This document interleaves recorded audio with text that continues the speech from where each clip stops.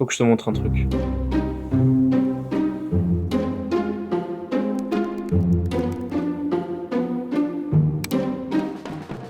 On est le 17 janvier 2020, il y a plus de 10 000 personnes dans les rues de Lausanne pour fêter le premier anniversaire de la grève pour le climat en Suisse. Plus chaud que le climat, on est plus chaud. Un mouvement lancé par la militante suédoise Greta Thunberg, et ça tombe bien, elle est là. Bonjour Lausanne. Ça va bien? Ce jour, il est historique pour les activistes pour le climat en Suisse. 2018-2020, c'est un moment fondateur pour le militantisme pour le climat. Il et elle étaient surmotivés, nombreux, et on a vu apparaître plusieurs groupes en Suisse et en Europe. Des groupes comme Extinction Rebellion ou Renovate Switzerland pratiquant la désobéissance civile non violente. C'est-à-dire ne pas s'opposer à l'arrestation, le visage est découvert, et l'idée du militant, c'est de s'attendre à ce qu'il y ait une répercussion. Du tennis dans une banque, des blocages à Lausanne sur le pont Chaudron, le pont Bessières et le Grand Pont, action à la gare Cornavin de Genève, main collée au palais fédéral à Berne, blocage à Zurich, bref, toutes ces actions spectaculaires ont aussi eu leur contre-coup pour les militants. Depuis, il y a eu le Covid et les mauvaises nouvelles pour le climat se sont enchaînées. Notre planète a connu une année 2020 aussi chaude que l'année record 2016. Les conditions météo sont exceptionnelles en montagne, des températures positives à 3500 mètres d'altitude. C'est un nouveau palier qui est franchi aujourd'hui. 2022 est officiellement l'année la plus chaude jamais enregistrée dans l'histoire suisse. L'Europe annonce aujourd'hui que l'été 2023 est le plus chaud de l'histoire. 2024 a bel et bien été l'année la plus chaude jamais enregistrée depuis le début des statistiques en 1850. Aujourd'hui, on est plus de 7 ans après le début de ces groupes. Alors je me suis demandé, mais où en est l'activisme pour le climat en 2025? Et surtout, qu'est-ce qui se passe quand son militantisme devient plus important que sa santé? Je m'appelle Mehdi, je suis journaliste ou plutôt étudiant en journalisme à l'université de Neuchâtel en Suisse. Oui, les lacs, le chocolat, les montres, les fondus, l'or des nazis, on sait. Aujourd'hui, on est le 18 mai 2025 et je vais vous raconter mon enquête sur la santé mentale des militants pour le climat. Ça fait plusieurs semaines que je documente toutes les étapes qui m'ont permis de réaliser cette vidéo. Le but, vous montrer les dessous du travail de journaliste. Les recherches, les appels, les doutes. En gros, tout ce que vous n'avez pas l'habitude de voir. Ensemble, on va aller à une table ronde sur les parcours militants à Neuchâtel, on va passer une journée avec des activistes pour le climat à Lausanne, on va discuter avec une chercheuse spécialisée et on va récolter le témoignage d'une ancienne militante d'Extinction Rebellion. Ça me fait toujours souffrir aujourd'hui de me dire que j'ai pas réussi. Bref, bienvenue dans Mehdi Moi Tout. Et comme toutes les histoires sur internet, ça commence par une recherche Google. J'ai cherché s'il y avait un événement lié au climat qui était prévu près de chez moi. On tombe direct sur le site de la Grève pour le climat et là, magnifique, il y a une table ronde sur les parcours militants le 11 avril, c'est dans 4 jours. Je décide d'envoyer un mail à l'adresse qui s'occupe des demandes des médias pour lui dire que je venais et que je comptais filmer. Je suis aussi allé sur le site d'Act Now, c'est un des mouvements les plus actifs en Suisse. En 2024, ces militants ont bloqué le tunnel du Gothard et plus tard, ils ont essayé de bloquer une route près de l'aéroport de Genève. Ça tombe bien, ils préparent un die-in à Lausanne le lendemain de la table ronde à Neuchâtel. Un die-in, c'est une forme de manifestation où les militants simulent une mort sur l'espace public. Ça implique rarement l'intervention de la police. Avec cette action, je vais pouvoir m'immerger dans le quotidien des militants. Du coup, je rejoins le groupe Telegram de l'action et j'envoie un message à l'admin du groupe, un certain Riwal. En faisant quelques recherches, je me rends compte qu'il est super actif en tant que militant. Sur cette photo de l'action à l'aéroport de Genève, c'est lui, il a participé à plusieurs autres actions dans toute la Suisse et il a même déjà donné des interviews à des médias. On se met d'accord pour s'appeler quelques jours plus tard pour que je lui explique mon projet. Allô ? Hello. Salut Riwal, tu m'entends bien ? Salut. Oui, je t'entends. Des appels comme ça, les journalistes en passent quasi systématiquement avant d'aller en reportage. Ça permet d'établir un premier contact, de poser les premières questions et puis d'anticiper un peu ce qu'il y aura à filmer une fois sur place pour pas qu'on se retrouve face à l'inconnu. On va dans la rue faire l'action. C'est une action qui est pas annoncée. Ok. Et le but, c'est quand même essentiellement créer de l'attention chez un public, chez des passants. Ouais. Dans le centre-ville. Ok. Ici, Riwal m'explique que ça fait 2 ans qu'il milite au sein d'Act Now, que ce type de die-in, il y en a un par mois, et on se met aussi d'accord pour tourner une interview ensemble après l'action. Nickel. Merci en tout cas pour ton temps. Et on se voit samedi alors. Merci à toi aussi. Ouais. À samedi alors. Ciao, ciao, au revoir. Ciao. Le rendez-vous est pris, je crois. Le lendemain, je reçois aussi une réponse positive de la table ronde. Tout est prêt pour rentrer dans le vif du sujet. En attendant ces 2 jours de tournage, j'ai passé beaucoup de temps à lire des articles sur la santé mentale des militants pour le climat. Et le nom de Sylvie Olitreau revenait très souvent. Elle est directrice de recherche au CNRS, le Centre national de recherche scientifique. Elle a écrit des dizaines et des dizaines de publications sur les militants pour le climat. Alors, je lui ai envoyé un mail et j'ai programmé un Zoom. Est-ce que vous pouvez essayer de plus recentrer au milieu ? Plus au milieu, là. Parfait. Là, c'est parfait. Je lui ai aussi demandé quelle était l'importance des mouvements pour le climat entre 2018 et 2020. Ça a socialisé toute une génération, c'est-à-dire toute une génération est arrivée au militantisme sur les questions de climat grâce aux marches et aux grèves pour le climat. C'est un moment important dans l'histoire, en tout cas, d'une génération. Et justement, il est l'heure d'aller à la table ronde organisée par la Grève pour le climat.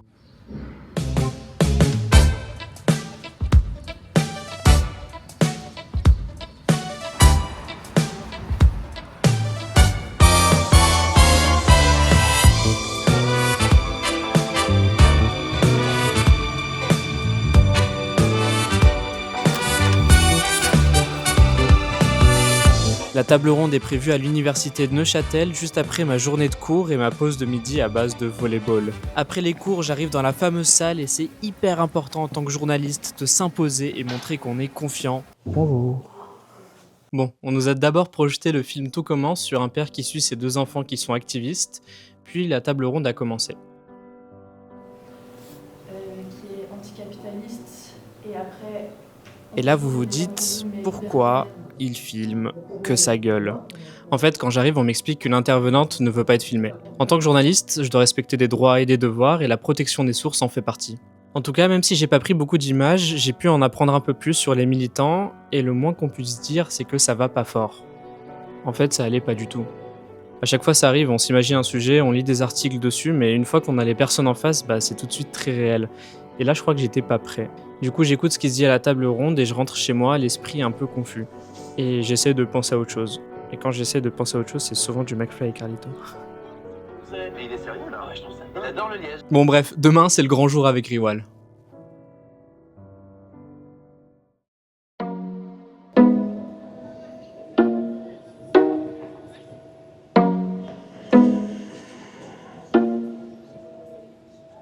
Je suis prêt à rencontrer Riwal, j'ai profité du voyage dans le train pour écrire les questions que je voulais lui poser, et on se retrouve dans le local Pôle Sud. Du coup, est-ce que tu pourrais te présenter et présenter un peu tes activités en tant que militant ? Moi c'est Riwal du coup, j'ai 21 ans, je suis étudiant à l'université de Lausanne en durabilité. J'ai rejoint le mouvement ACNAO donc il y a à peu près 2 ans. C'est un mouvement citoyen, entre autres de désobéissance civile pour le climat. Et pour moi, c'est un sujet qui me parle énormément puisque je considère que c'est vraiment une grande menace pour l'humanité. J'ai donc passé la journée avec Riwal et les autres militants. Le but était de préparer l'action, j'en ai profité pour me présenter en tant que journaliste, pour être sûr que tout le monde était ok d'être filmé.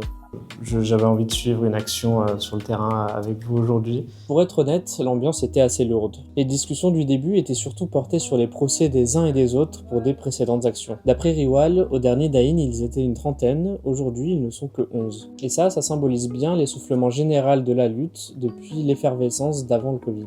Tenir sur la longueur de temps une mobilisation, c'est toujours très compliqué. Enfin, il y a des moments, des moments d'adhésion générale, avec aussi des différents niveaux. C'est-à-dire qu'il y en a certains qui vont être très impliqués, il y en a certains aussi, certains militants qui vont faire juste une grande manifestation ou 2, et puis on les reverra plus. Autre explication actuellement aussi, c'est qu'il y a beaucoup de militants qui sont dans une trajectoire de répression, on va dire. C'est-à-dire, ils ont été plus loin que la grève pour le climat ou plus loin que les manifestations, ils ont été aussi dans l'action directe et un certain nombre d'entre eux essuient, comme on dit, des procès, sont dans des procédures.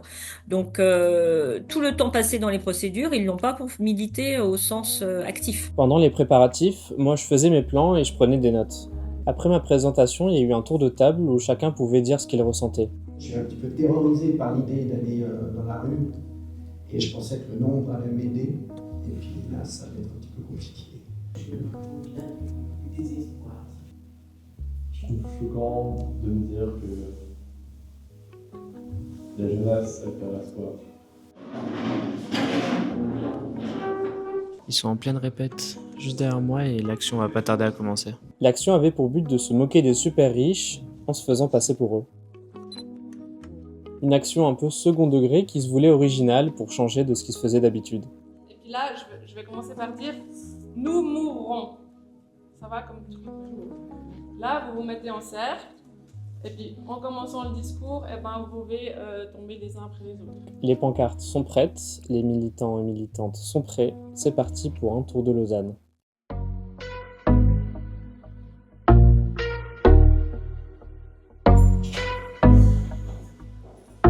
C'est parti.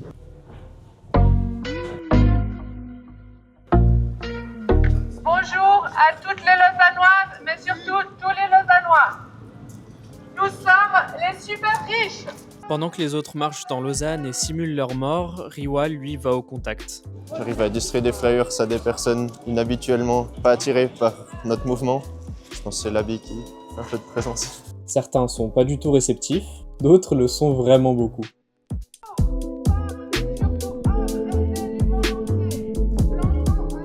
On peut avoir ce sentiment de frustration, de voir que le monde va mal, qu'il y a terriblement beaucoup de mauvaises nouvelles. Et en fait, c'est très pesant. Et juste de faire quelque chose, même si c'est petit, même si ça n'a pas forcément un impact, ça fait juste du bien en fait, de sentir qu'on a le pouvoir d'agir. Et c'est pour ça que moi, je participe à CEDAIN.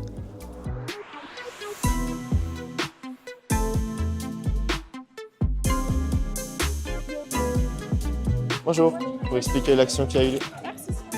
C'était assez spécial, c'est la première fois que je fais une action autant dans le deuxième degré.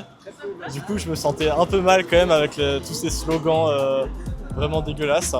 Je trouve que c'est fort parce que ça interpelle. Lui, c'est Anthony, c'est aussi un des membres les plus actifs du groupe. J'ai retrouvé une archive de lui pendant le blocage du tunnel du Gothard. Il est en détresse et on reviendra jusqu'à que l'action soit écoutée. Je me suis fait frapper.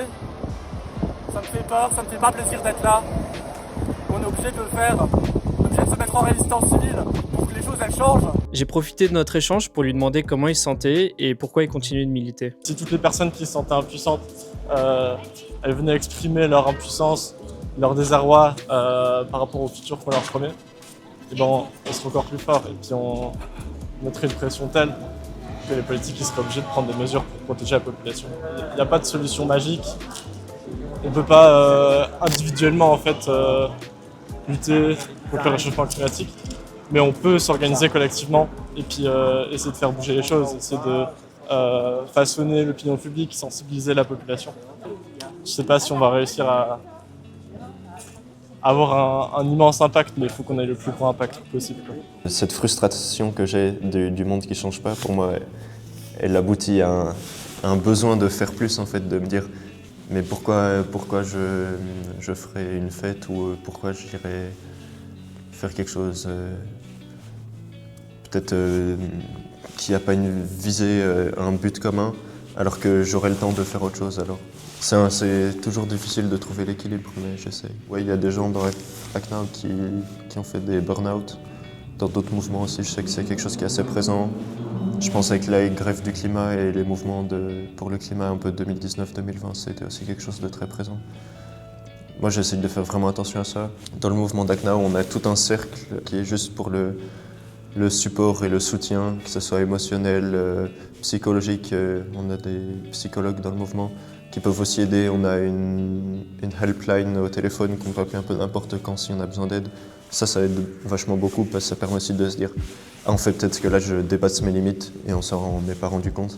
Et est-ce que tu te vois arrêter de militer un jour ? Dure question. J'ai l'impression que non, parce qu'à un horizon à moyen terme, on risque littéralement la destruction de l'humanité et de notre monde. Genre, c'est juste fou. Et pour moi, tant qu'on sera dans une situation aussi instable, je pense que j'aurai le besoin de militer. Mais après, est-ce que j'aurai l'énergie ? Je sais pas.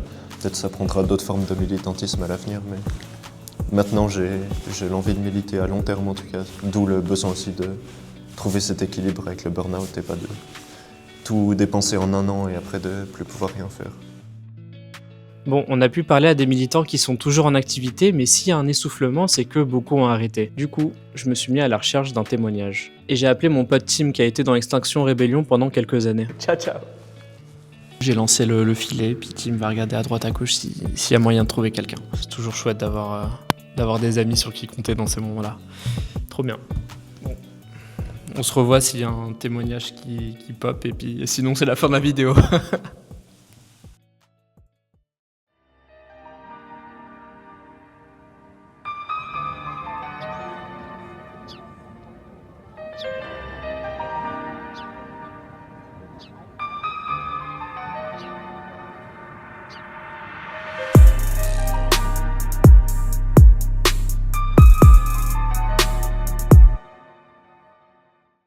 Bon, du coup, j'ai pu rentrer en contact avec Margot. Margot, elle a été plusieurs années militante au sein de Extinction Rebellion.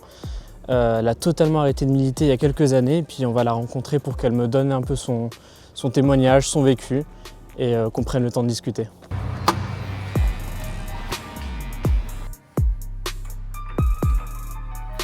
Hello, salut, Mehdi, enchanté.